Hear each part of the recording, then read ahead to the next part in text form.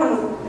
मग हे नुकसान टाळण्यासाठी तिला आजच सक्षम बनवलं, आजच जागरूक बनवलं, तिच्यामध्ये आजच अवेअरनेस निर्माण केला, तर हा अवेअरनेस उद्या तिचं भविष्य घडवेल, तिला चांगली आई बनवेल. तेव्हा आपल्या सर्वांच्या हातात आहे की आजची मुलगी जी उद्या आई होणार आहे ती स्वस्थ आई असेल का खूप आजाराने ग्रसलेली आई असेल.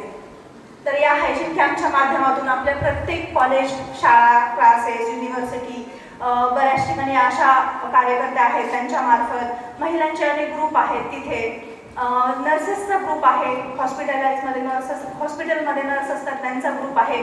या ग्रुपमध्ये जाऊन आपल्याला हे कॅम्प्स घेता येऊ शकतात.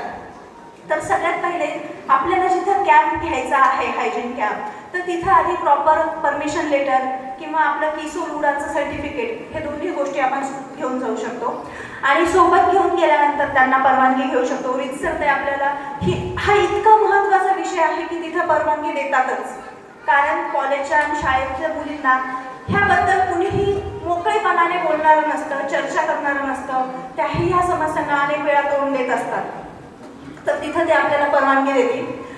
आपण जाताना 4-5 जण मिळून गेलो, ग्रुप मिळून गेलो, महिलांचा ग्रुप मिळून गेलो, तर तिथे गेल्यानंतर एक जण स्टेजवरून बोलण्यासाठी हँडल करेल, एक जण मग मुलींच्या ज्या समस्या आहेत त्या ऐकण्यासाठी मदत करेल, आपल्याकडचे जे टूल्स आहेत ते त्यांना देण्यासाठी मदत होईल आणि त्यांच्या समस्या पूर्णपणे आपल्याला समजून घेता येईल. म्हणून 4-5 जणांचा ग्रुप बनवून द्यायचा आहे. कॅम्पमध्ये जाताना बॅनर आवश्यक आहे. आपण जर बॅकग्राऊंडला आधी बॅनर नसलं असतं तर आपल्याला कळलंच नसतं की कार्यक्रम कुठला आहे. बॅनर आवश्यक आहे. आणि त्यांचे पॅरेंट्स तिथे येत असतील तर अतिशय उत्तम. कारण जर त्या मुलीला सांगितलं तर मुलगी घरी जाऊन तिच्या आईला, तिच्या मावशीला, ती काकूकडे राहत असेल, आत्याकडे राहत असेल, तर तिला मोकळेपणाने सांगू शकत नाही की आमच्या कॉलेजमध्ये, आमच्या शाळेमध्ये आज हा कॅम्प झाला. जर त्यांना आधी सूचना दिली की आम्ही 11 वाजता येणार आहोत, तुम्ही तुमच्या आईला, मावशीला, काकूला, कुणी जे सोबत आहेत त्यांना घेऊन या, त्यावेळेस त्या सोबत घेऊन येतील आणि त्यांच्याही पर्यंत ही माहिती पोहोचेल. बऱ्याच वेळा या मुली, आम्ही ज्यावेळेस कॅम्प घेतला त्यावेळेस लक्षात आलं की त्या त्यांच्या समस्या जवळ येऊन सांगू लागल्या. कारण मी त्यांच्याशी मैत्रीण म्हणून बोललो.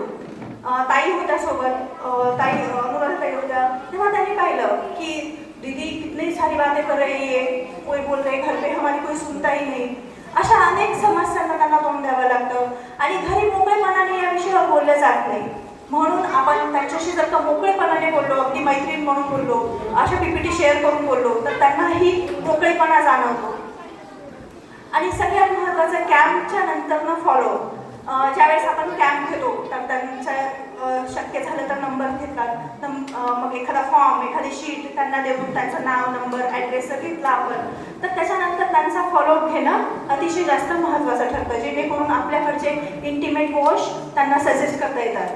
बऱ्याच बायकांना, मुलींना, आयांना हे माहिती आहे की केसांसाठी कुठला भारीतला भारी शॅम्पू वापरू, कुठले कंडिशनर चांगले वापरू, कुठला आंघोळीचा साबण चांगल्या क्वालिटीचा वापरू ज्यामुळे मी सुंदर दिसेल, पण हायजेनिक सुरक्षेसाठी कुठला इंटिमेट वॉश वापरू हे अजूनही बऱ्याचशा आयांना माहिती नाही आहे. आणि ते माहिती करून देण्यासाठी हा कॅम्प आपल्याला उपयोगी पडणार आहे.